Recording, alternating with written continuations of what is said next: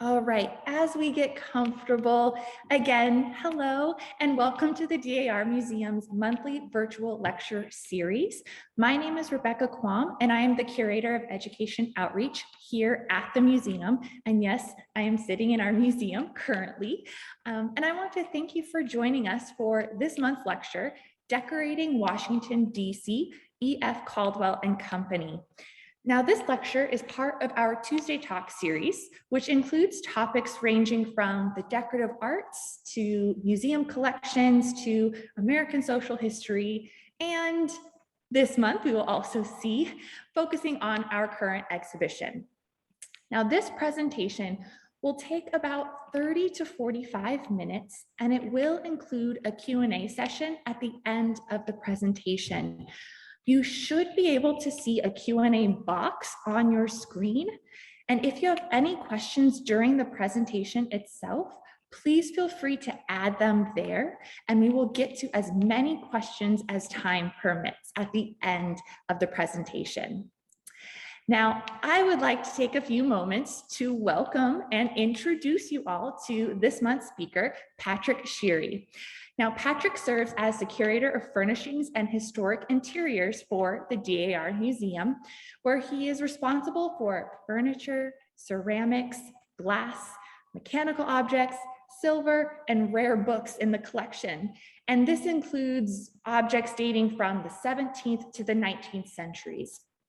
He curates 30 period rooms and oversees historic preservation projects in the National Register listed DAR headquarters building. Patrick is a recognized furniture and architectural historian, and he lectures and consults on these subjects for museums and historic properties. He regularly curates exhibitions, and his current exhibit, Illuminating Design, the Decoration and its Technology of E.F. Caldwell and Company, 1895 to 1959, explores the diversity of items made by this important New York City firm and their role in decorating houses in Washington, D.C.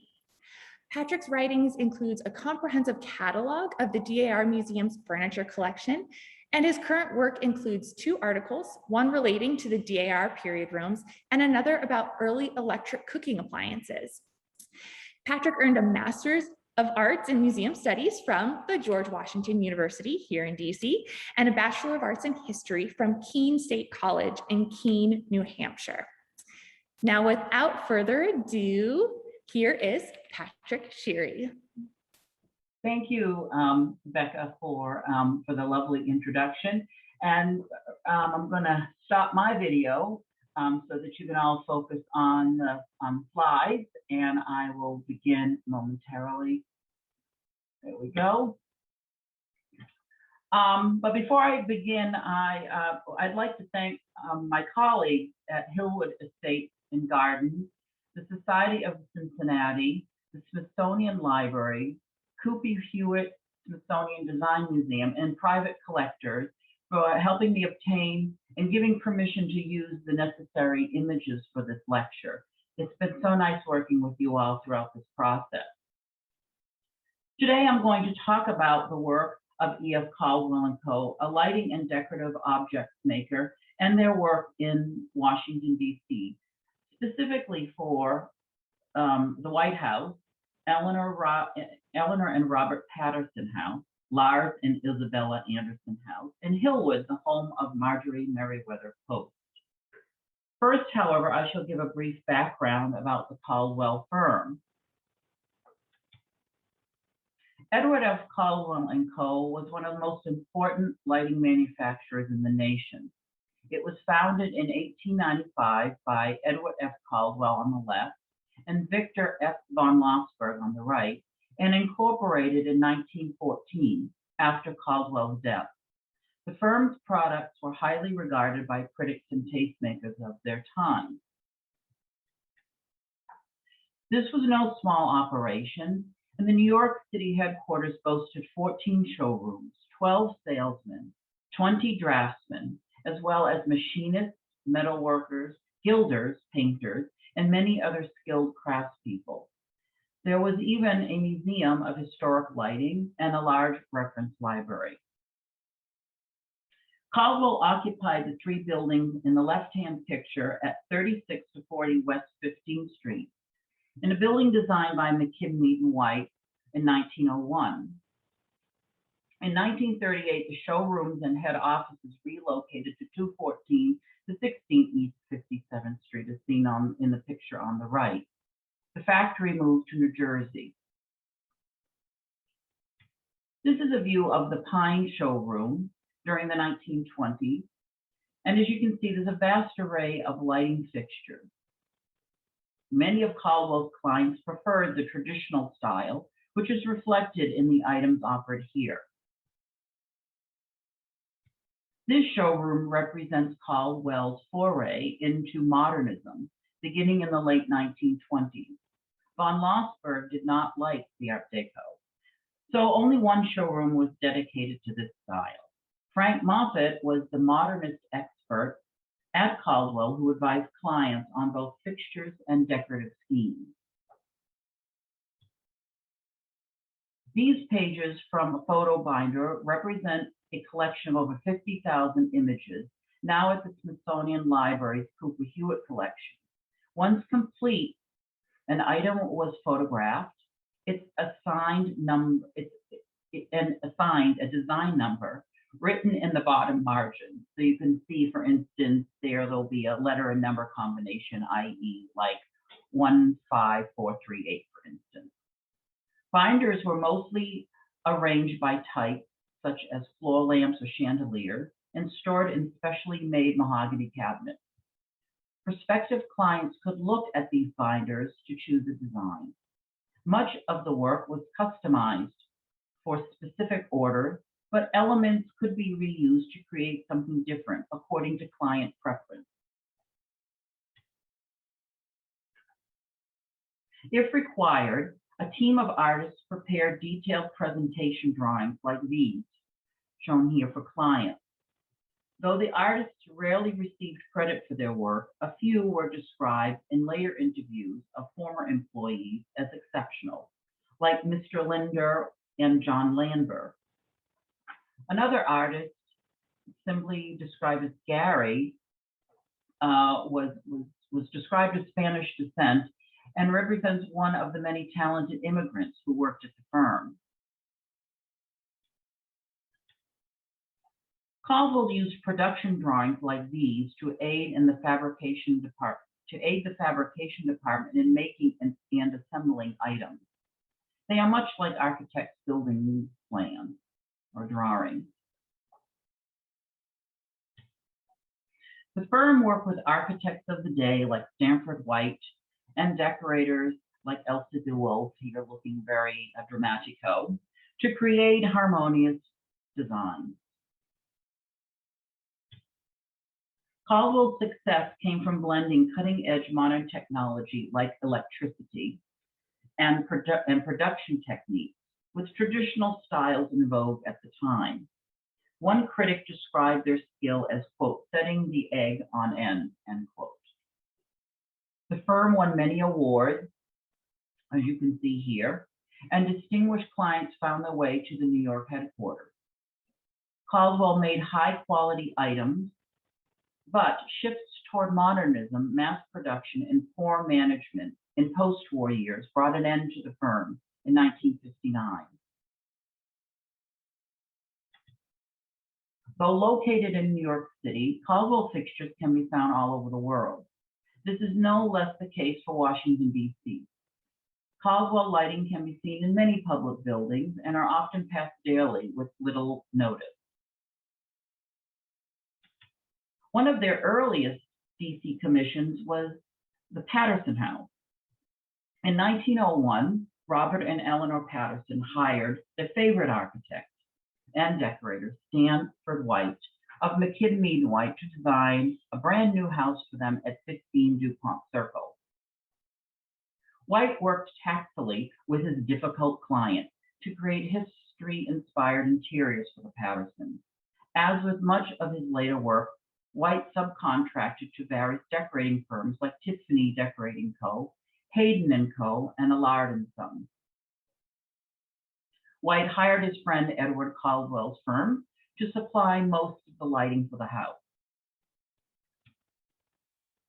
For the entrance hall, White proposed covering the walls with marble and lacquered aluminum leaf, a distinctive look used in his New York City house. Hayden and Co. executed the design.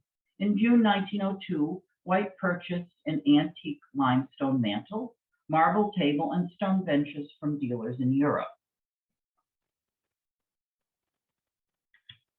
Caldwell's contribution was a set of 3-arm bronze sconces in the Roman classical style.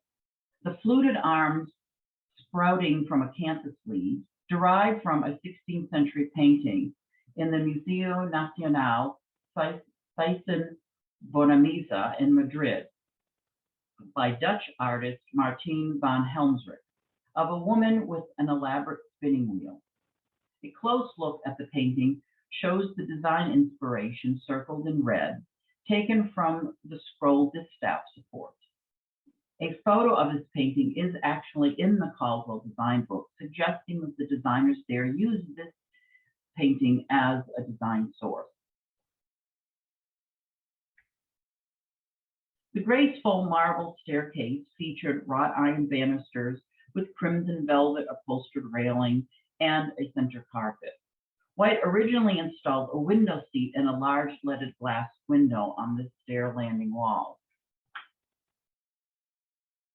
When completed, Eleanor Patterson disliked the look and replaced it with an Italian marble fountain that she used for flowers and ferns.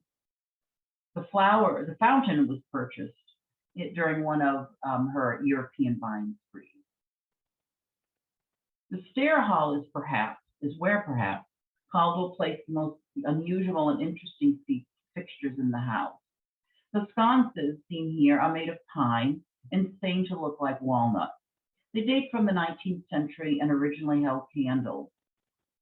White asked Caldwell to modify these by adding large glass shades, smoke domes, and support brackets. White, always up on the latest technology, had Caldwell install small electric light bulb sockets in the base of each shade. Eleanor Patterson asked that the dining room be in the Adams-esque or neoclassic style, with woodwork and ceiling painted white and walls covered with, quote, rich rose-colored silk, end quote. After much correspondence over the dining room, White hired Tiffany Decorating Studios to execute this design. Specially commissioned mahogany furniture occupied the room.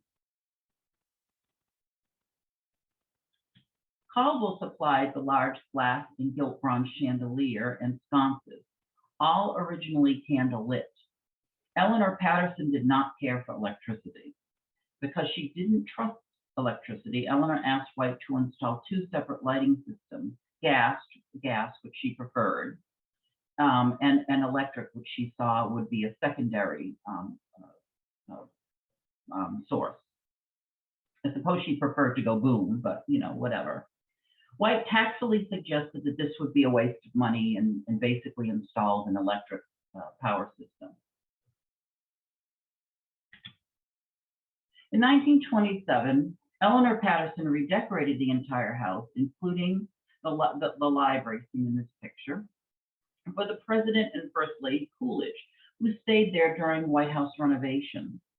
The library decor in this picture is taken in the 1970s, largely dates from that time.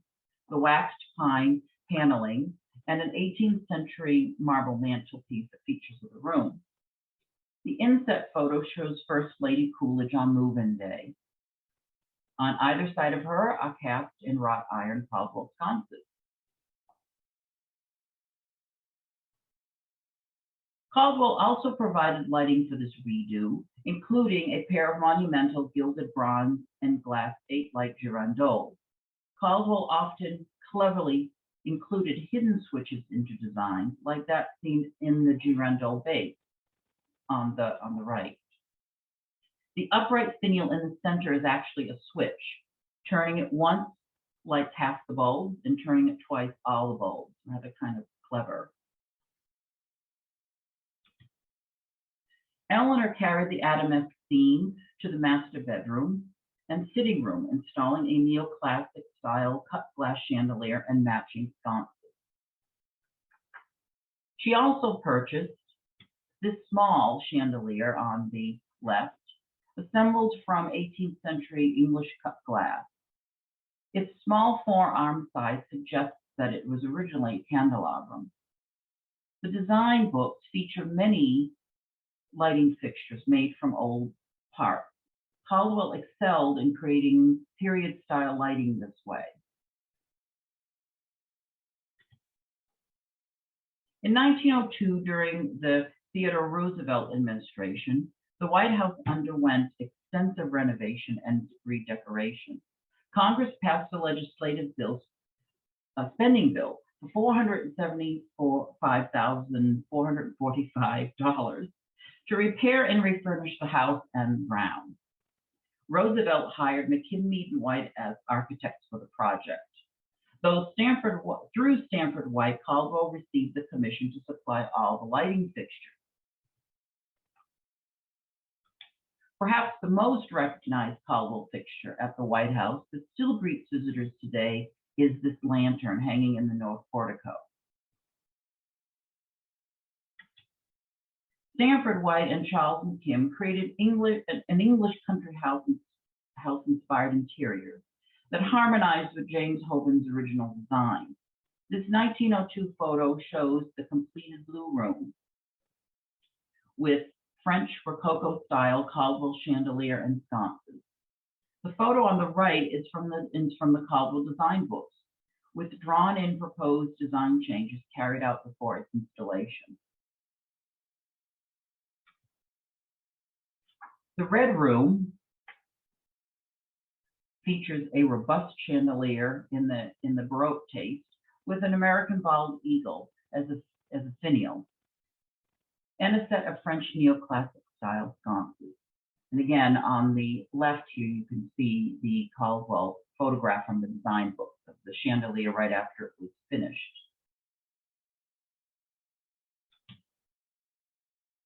The state dining room was remodeled in the Baroque style with dark stained paneling and a matching molded plaster ceiling. Its style contrasted with other rooms where the woodwork was painted white. Here, the Caldwell fixtures were originally silvered instead of gilded. Today, they present in the dining room as gilded because the silvering was removed a number of years ago. But they're still essentially their original look, minus the silver. Caldwell also imported fixtures like the chandelier on the right from Christoph Palm and Co. of Parchin, Bohemia, which is today the Czech Republic, for the East Room. Also in the East Room is a set of monumental torchairs made by the firm in the Roman classical style, featuring griffins in the base and a campus leafage in the column, with either French or Czech cut glass drops. Though both have been modified somewhat over the years, they are still true to their original designs and often show up in the background for various news media events. Caldwell continued to make lighting for the White House into the 1950s, as seen in this drawing. Dated January 18, 1952, this ceiling fixture was executed during the Truman administration renovation. The number in the lower right corner of the black and white photo of A45802 indicates that this design was originally introduced in 1919 or 1920. So they were still making a lot of these things well into the 50s.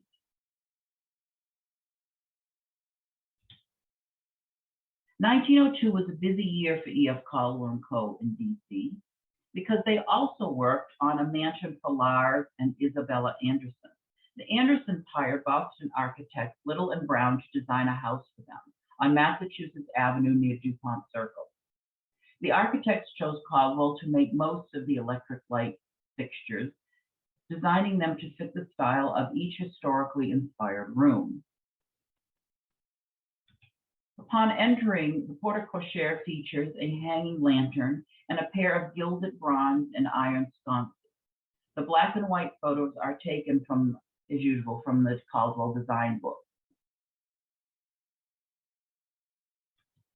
One of the most elaborate rooms, the English drawing room, features several Caldwell fixtures, designed again to complement the neoclassic and Rococo eclectic-inspired interior.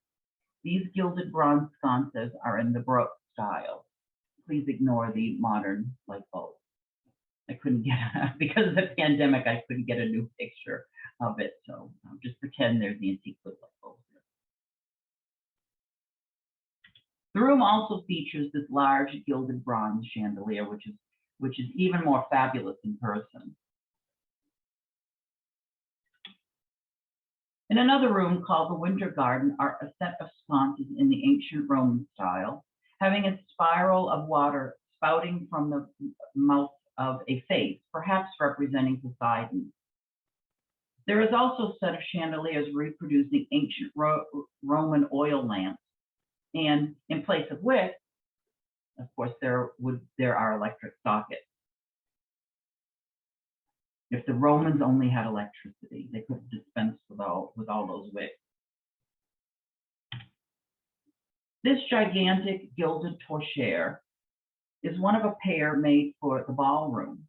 Standing at 9 feet, these were placed to either side of the fireplace, as seen in this period black and white picture of the ballroom. The torchère is Spanish, dating from the 18th century, and likely originally used in a church, as suggested by the religious symbolism found on each side of the bases. Caldwell made the lantern surmounting the top, and you can see it's the lantern part is a little darker than the bottom part of the gilded chandelier. I mean, the gilded torchère. Inside there are 6 light bulb sockets, and you can see the light bulbs peering out of the glass windows waving to you. One of the most bizarre designs Caldwell created were a set of sconces for Lars Anderson's office. These figures appear to be friars or monks. We do not know exactly why Anderson chose these, but it was likely out of fashion. Monk motifs appear especially in lighting of the arts and crafts style popular during Anderson's time. The figural table lamp completes the look. It appears to represent Bacchus, who instead of holding up grapes is holding electrified torches. Why not? You know, in the electric age, complete with the fringe shade.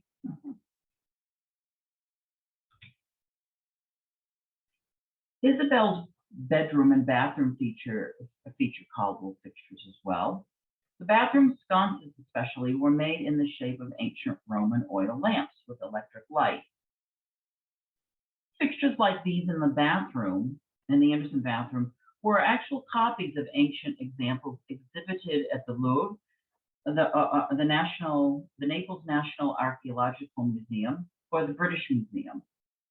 Victor von Lossberg did purchase modern reproductions made in France or Italy and had them copied at the Caldwell shop.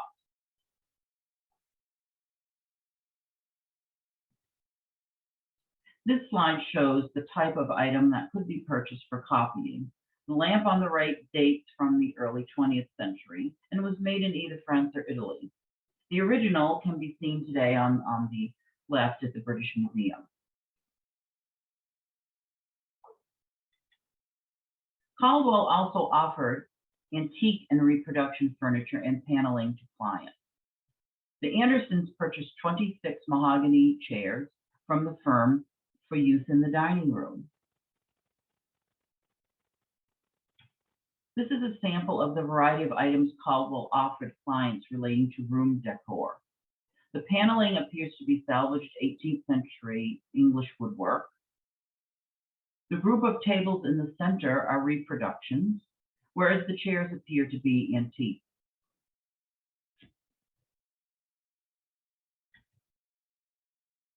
The Between 1911 and 1912, Lars Anderson worked with Victor von Lossberg to create statues based on characters from a children's book written by Isabel in 1909 called The Great Seahorse. Von Lossberg tasked sculptor Frank S. Vero to develop these. Vero was an accomplished artist who worked on various projects, including the flagpole bases at the New York Public Library, the torchères at the Lowe Memorial Library at Columbia University, to name but a few. Instead of drawing, von Lossberg sent Anderson these photographs of clay models for his approval. From these, once approved, Caldwell craftsmen then created the molds and cast the statues. And here's the final result. And the result is a pair, of course, of gilded bronze seahorses. There's a pair of them. I've only shown one here. And the ocean giant mounted on marble bases. They have quotes from the book placed on each base. Each statue cost $265 when new, which is equivalent to around $14,000 today. At Anderson's request, the volcanic island below the giant's pipe actually concealed a cigar lighter, if you can imagine, passing this ocean giant around the table. Anderson saved money by having multiples made that he gave to friends and family, and a number of these survive in various collections today.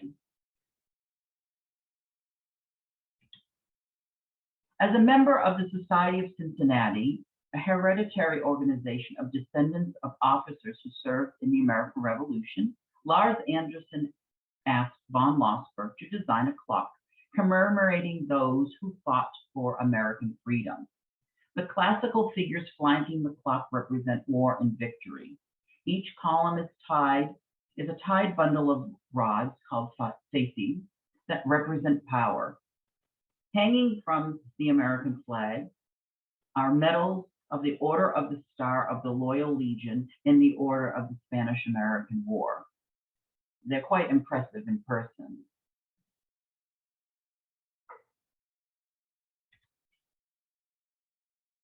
Of course, the first thing that comes to mind when we think of Marjorie Merriweather Post's Hillwood estate is Fabergé, especially the magnificent Easter egg and other beautiful Russian works of art.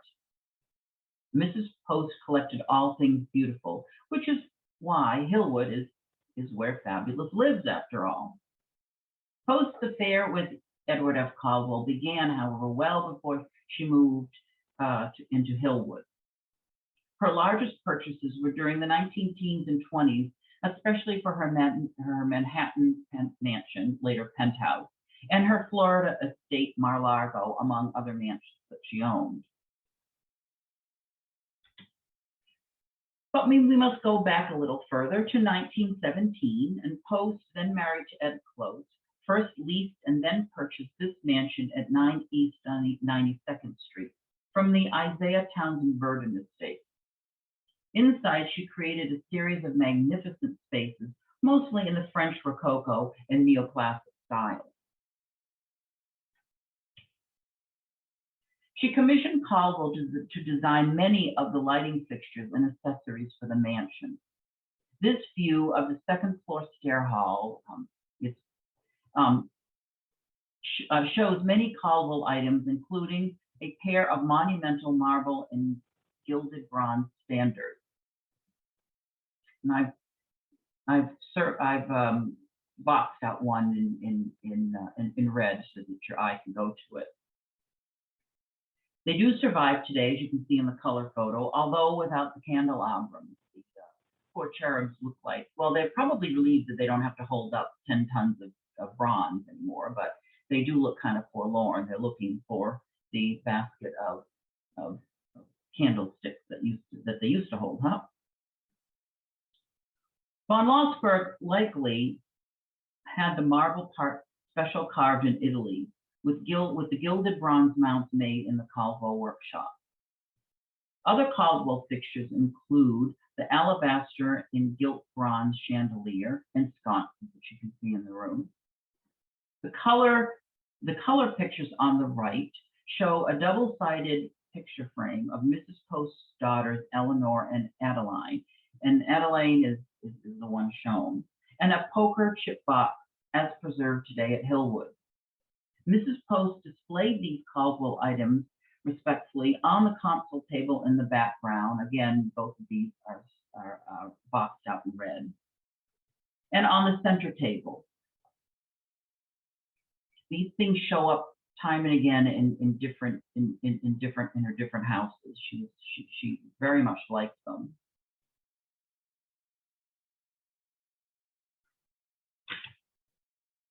This walnut paneled room, also on the second floor, displayed many Caldwell items, like the pair of ceramic and gilded bronze table lamps.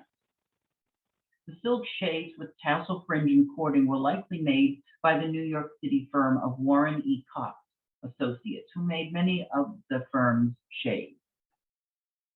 Other Caldwell items in the room include the wall clock to the left of the window, again boxed out in red, and on the right in the black and white picture of the actual clock from the design book.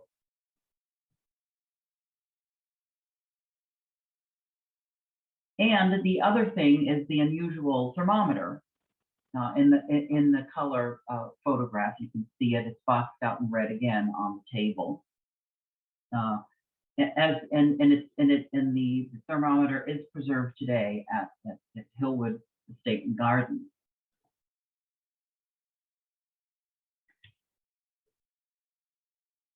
All this elegance was not enough to deter Mrs. Post from selling the mansion to a developer in 1924, with the agreement that a large 3-story penthouse or triplex be constructed on the top of the new apartment building at 1107 Fifth Avenue. Basically, she had most of the principal rooms reinstalled in this new penthouse. This deluxe apartment in the sky featured a private covered entrance on 2 East 92nd Street, which of course you can pass today. There it is. I think it's a doctor's office now if you go in there, if I recall correctly. But upon entering, the penthouse had many Caldwell fixtures, which can be seen in this photo of the entrance that you just were seeing the outside of. Many were relocated from the old mansion, while other Caldwell items were made new. This entrance had a large entrance hall, complete with a fireplace, a concierge desk, and even a fountain. The fountain is not in the picture, but I had to mention it because you can have a fountain. Why not have a fountain? Guests were expected to leave their coats and hats here before taking the elevator up to the penthouse. Caldwell items include a pair of gilded bronze and glass torchères, described by the New York decorating firm French & Company as the finest reproduction. And they flank the fireplace in the alcove there. Sconces are in there by Caldwell. A marble mantel clock on the mantel shelf. Fireplace andirons. And the design from the design book is inset on the right. And even a marble and gilded bronze umbrella stand. You can see a modern picture of it, but it's peeking out from behind the stool, which is where it was originally placed, to the left in that picture. The cost for Caldwell's work in 1926 totaled $40,000. One suspects this was for the penthouse fixtures and other decorative items.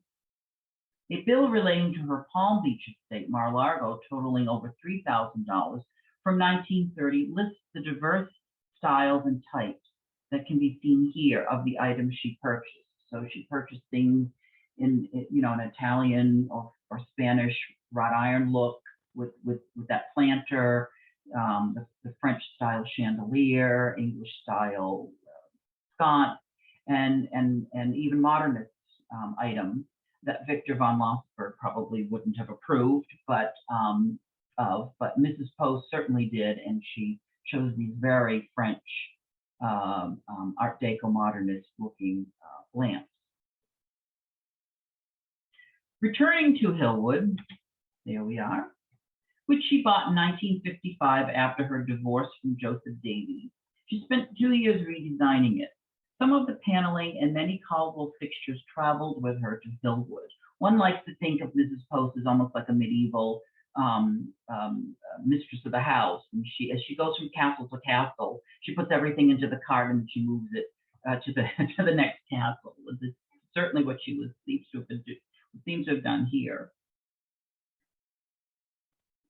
The interior was redesigned by New York decorator French and Company to show off her French and Russian decorative art collections. Caldwell items from her New York penthouse were relocated here and, as usual, placed in prominent places. And her New York penthouse, she basically stripped it of everything. And so nothing today survives of it, as far as I know, of the interior of that from the Post years, because whatever she didn't strip has been removed by subsequent renovations, but that's that. The first floor library features a Caldwell lamp in the Renaissance style in the popular pewter finish with gilded highlights. The number A16661 at the bottom right of the design photo indicates that Caldwell originally introduced this item in 1910 or 11. It proved to be a popular design, and many examples are known of this particular lamp. Mrs. Post's bedroom in the French neoclassic style and is in the French neoclassic style. And though most of the lighting is of French origin, the central table lamp made from pink quartz and gilded bronze is by Caldwell. I boxed that out so you can see it among the sea of beautiful things. And the design from the design book is there for you to look at. Caldwell introduced this design in 1913. Also, a pair of table lamps in the French neoclassic style are located on either side of Mrs. Post's bed. These feature a gilded bronze frame with porcelain flowers, and I again boxed it out so you can see it in the picture. But there's also the other black and white picture here is not from the design books, but from Hillwood's online collections collections online website, which is really great. These feature a gilded bronze frame with porcelain flowers, and the lamps likely date from the 19-teens or the early 1920s. The shade is not from that period; it's from the 50s. Mrs. Post's bathroom, a pink 1950s confection of good taste, also features Caldwell fixtures. The cut glass and gilded bronze chandelier was made about 1930, likely for the master bedroom suite of her New York penthouse, and ultimately moved here. And again, the black and white pictures are from the Caldwell design book. The small gilded bronze clock above the door was made in the mid-1920s and has an electrically operated mechanism. Caldwell excelled, by the way, in clock design. They made a vast variety of styles. You can actually almost do a whole discussion on their clock. This English-style neoclassical room, aptly called the Adam bedroom, has many Caldwell fixtures. The sconces and matching chandelier date from the 1920s. The table lamp shown in the Caldwell design photo, which is on the upper, it's the black and white photo again on the upper, in the upper right of the slide, is like the one framed in red on the Pembroke table at the edge of the photo. Sorry, it's kind of hiding there, but that's why I framed it out so you can see it. I kind of accidentally cut it off when I took the picture. But you can see below the Caldwell design, you can see, again, courtesy of Hillwood's online collections, search engine, you can see a picture of a black and white picture of the actual lamp. When ordering her version, Mrs. Post changed the design, substituting an ivory molding on the base. Otherwise, everything else is the same. Clients often did this, creating items that fit their preferences. Like many of the previous objects, these were all located from Mrs. Post's New York penthouse to DC. Caldwell also made everyday items for Mrs. Post, including this switch and a thermometer in her dressing room. Caldwell design books show a variety of switches. Most were service call buttons originally. Made in the mid-1920s, Post had this later changed from its original use of the call button into a light switch. And the black and white photo on the far, of course, right, you can see you can see what the switch originally, the push button thing looked like originally. When Mrs. Post wished not to be disturbed, she had Caldwell make this for her bedroom door. A pull of the little ball finial, the drop finial at the base there, flings open the doors. Mrs. Post meant business, and she did it in a tasteful way. Again, these likely date from the 20s. This likely dates from the 20s. It's one item open and closed. And of course, the black and white picture from the design book is there for you all. In conclusion, in its 60-year existence, Edward S. Caldwell made objects of high quality for the wealthy in the United States and abroad. The four mansions discussed today provide only a sampling of the firm's overall production. And actually, I've only provided a sampling of all the items in all of these houses because there's a lot more in these different mansions. We could talk about it forever and ever and ever. To accomplish this, they worked with many of the best architects and designers of their time. Though mostly based in traditional design, the firm embraced the latest technology and production methods, truly, quote, setting the egg on end. Thank you very much. I think now we pass this over to Rebecca. Perfect. Hopefully everyone can hear me now. Patrick, thank you so much for such an interesting lecture and really highlighting all of this hard work and research that you've put into our current exhibition. It's so great to hear more about it. This is the portion of the presentation where we will have a question and answer period. We do have a couple of questions currently in the Q&A box, but as I mentioned, if you have any questions, please feel free to put them in that Q&A box that you should spot on your screen. So Katrina has a couple of questions for you, Patrick. Her first question is, are the standing Candelabrums and Sconces in the White House's Red Room also by Caldwell? Do you know that answer? I don't think they are. I think the curator there, and I've talked about those. I don't think they are, but you can't quote me. Caldwell did make a pair of similar all gilded floor standing candelabra torchère things for the Vanderbilt, I know, but they're much more neoclassical than those, if I recall, more Rococo style. So I'm not 100% sure, but I don't think they made them. Okay.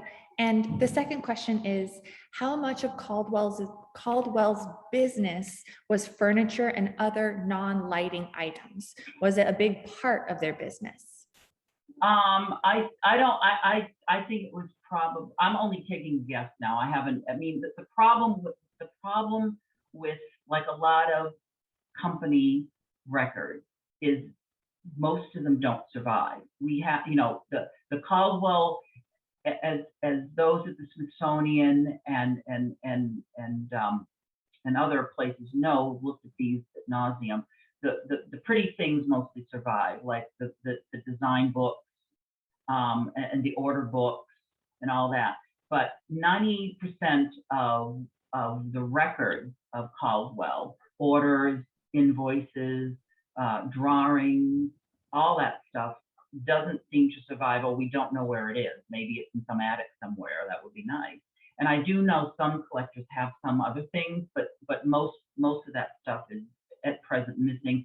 So it's hard to quantify exactly how much I'd say maybe 20%. I'm just taking a guess because they did design and they did work with different places to decorate their interiors. Ronaldo House, for instance, in Winston-Salem, North Carolina, is a more famous example of interiors designed by Caldwell, and actually the drawings for them, at least Ronaldo House may actually have the drawings, but the photos of the drawings are in the Caldwell design book.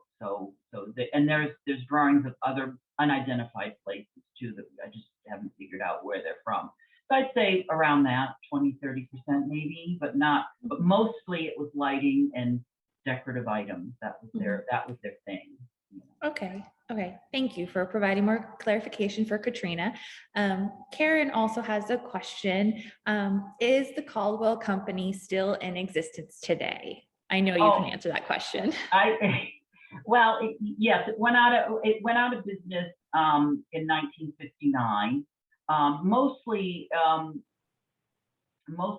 Meg Caldwell, Edward F. Caldwell's granddaughter, and I talked about this. Caldwell had a sad ending. It slowly went out of business, basically. From the Depression into the 50s, the business just got less and less clients.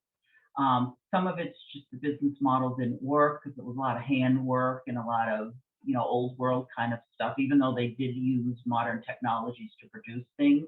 There's also the shift in styles and design.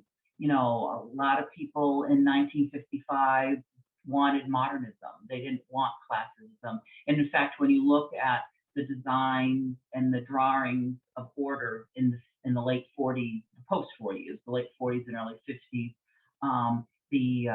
most of the orders were from established clients who had ordered a lamp from them maybe in the 20s, or the teens even, and they're older now and they want another lamp just to make up for to have a pair, we'll just say. And also mismanagement, and it just they manage themselves.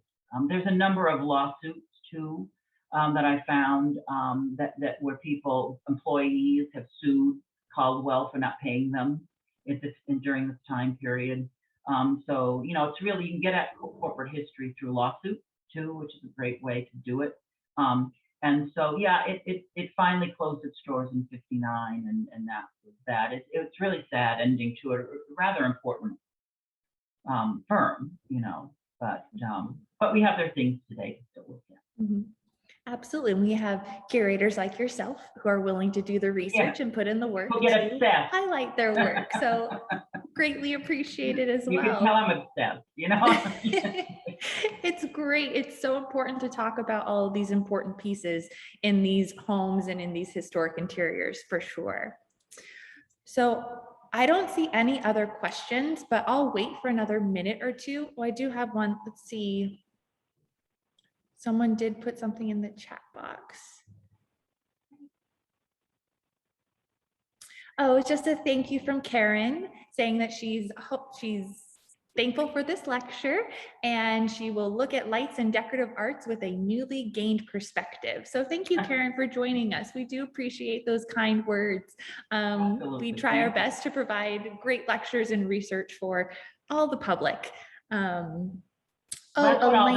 That's what all this is all about, is to inspire people, to look at things on their own. Yeah, absolutely. Absolutely. So thank you, Karen, for those kind words. Absolutely. Thank you. Elaine has a quick clarification question. She wanted to know the name of that house in Winston-Salem that you mentioned. Oh, Ronaldo House. Ronaldo House. It belonged to, I'm having a blank now. Someone out there might be able to fill that in. It belonged to one of the tobacco kings, and it's a museum today. You can just look it up, Ronaldo House, and it's a fabulous museum. It's really, they focus on, Ronaldo collected, the family collected art, and so the house is filled with wonderful art.